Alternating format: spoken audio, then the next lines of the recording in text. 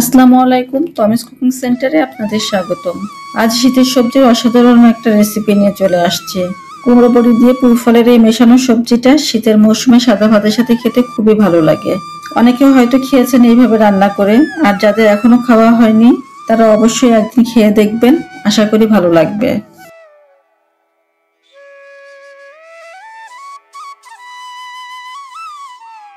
পুঁই ফলগুলো যেহেতু কুমড়ো বড়ি দিয়ে রান্না করব, তাই প্রথমে চুলাতে একটা প্যান বসিয়ে দিয়েছি কুমড়ো বড়িগুলো ভেজে নেবার জন্য। তারপর পরিমাণ মতো রেগুলার রান্নার তেল দিয়ে দিলাম। এই তেল দিয়েই বড়িগুলো ভেজে নেব, সাথে পুরো রান্নাটাও সেরে নেব। তেলের মধ্যে সামান্য পরিমাণে হলুদের গুঁড়া আর হাফ চামচ লবণ দিয়ে দিলাম।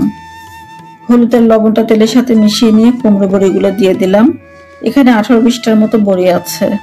বড়িগুলো তেলে দেবার আগে পরিষ্কার করে ধুয়ে নিয়েছি। বড়ি ধুয়ে নেবার পর বেশিক্ষণ রেখে দিলে নরম হয়ে যায়, তাই সবসময় চেষ্টা করবেন বড়ি ভাজার আগ মুহূর্তে ধুয়ে নিতে। বড়িগুলোতে এখন সুন্দর একটা কালার চলে এসেছে আর ভাজাও হয়ে গেছে। এবার প্যান থেকে তুলে নেব।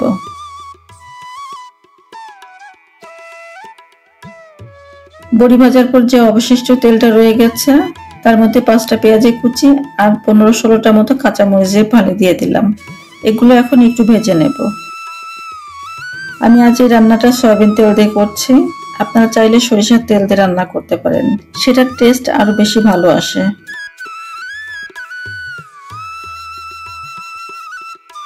পেঁয়াজ মরিচগুলো কিছুক্ষণ নাড়তে চাড়তে এখন বেশ নরম হয়ে এসেছে। এখন এর মধ্যে বাটা মশলাগুলো দিয়ে দেব। বাটা মশলার মধ্যে আছে রসুন বাটা 2 টেবিল চামচ আর আদা বাটা 2 টেবিল চামচ। বাটা মশলাগুলো এখন পেঁয়াজ মরিচের সাথে কিছুক্ষণ ভেজে নেব।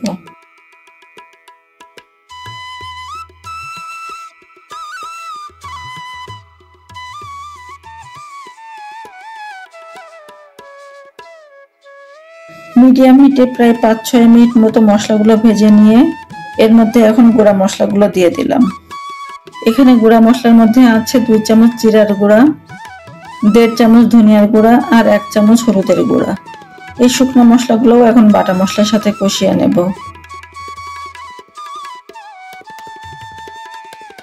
কষানোর মাঝে স্বাদ অনুযায়ী লবণটা দিয়ে দিলাম। লবণ আর ঝালটা অবশ্যই আপনাদের টেস্ট অনুযায়ী ব্যালেন্স করে নেবেন।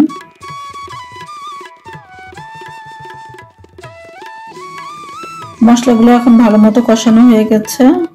মশলা থেকে তেলটা আলাদা হয়ে আসছে। এই কষানো মশলার মধ্যে কিছুটা পানি দিয়ে দেব, যাতে মশলাটাও কিছুটা কষানো হয় আর পুঁই ফলটাও এই পানি দিয়ে কষাতে হবে।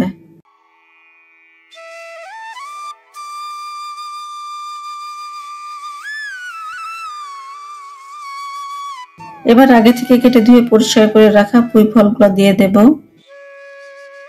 পুঁই ফলগুলো এমন ছোট ছোট করে কেটে নিয়েছি। আপনারা আপনাদের পছন্দ মতো ছোট বা বড় করে কেটে নিতে পারেন।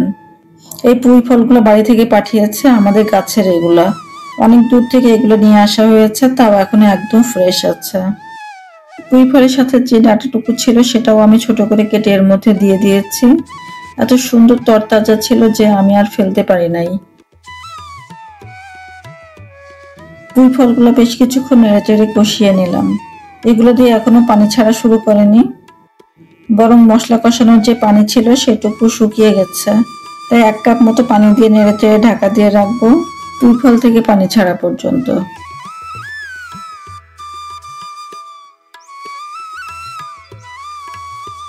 এখন দেখুন কি পরিমাণ পানি বের হয়েছে, আর পুঁই ফলগুলো বেশ নরমও হয়ে এসেছে। এবার একটা একটা করে সবজি স্টেপ বাই স্টেপ এর মধ্যে অ্যাড করব আর রান্না করে নেব। সব সবজিগুলো একবারে দিয়ে রান্না করতে গেলে কোনোটা বেশি সিদ্ধ হয়ে গলে যাবে, আবার কোনোটা ঠিক মতো সিদ্ধ হবে না। প্রথমে আমি শিমগুলো দিয়ে দেব। এগুলো একটু ছোট ছোট করে কেটে নিয়েছি।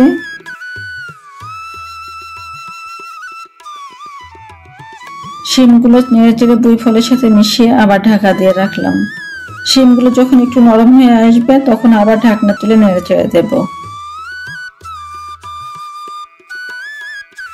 শিমগুলো এখন বেশ ভালোই নরম হয়ে এসেছে।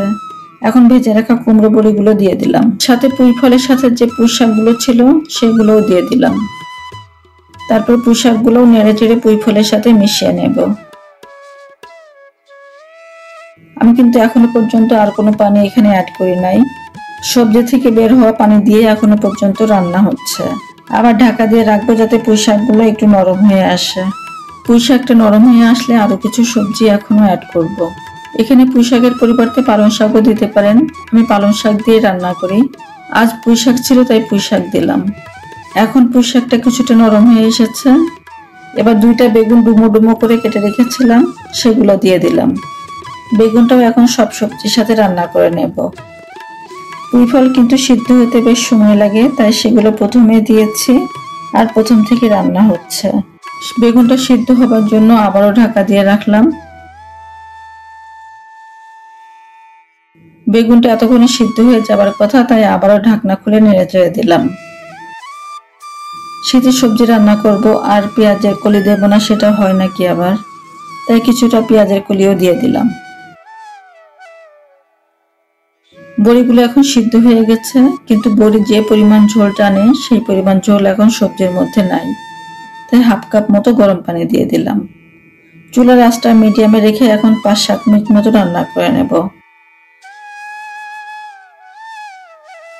মাঝে একবার ঢাকনা তুলে পছন্দ মতো ধনিয়া পাতা কুচি দিয়ে দিলাম। তারপর ঢাকা দিয়ে লো হিটে রেখে দেব 5 মিনিট মতো। 5 মিনিট পর এখন সব সবজি পারফেক্ট ভাবে সিদ্ধ হয়ে গেছে। বড়িগুলোও ঝোল টেনে টুপা টুপা হয়ে আছে। এখন চুলাটা বন্ধ করে দেব আর একটা সার্ভিং ডিশে তুলে নেব গরম গরম পরিবেশনের জন্য। সত্যি বলতে এই সবজিটা যেদিন আমি রান্না করি একটু বেশি পরিমাণে রান্না করি, যাতে নিজে একটু ভাগে পাই।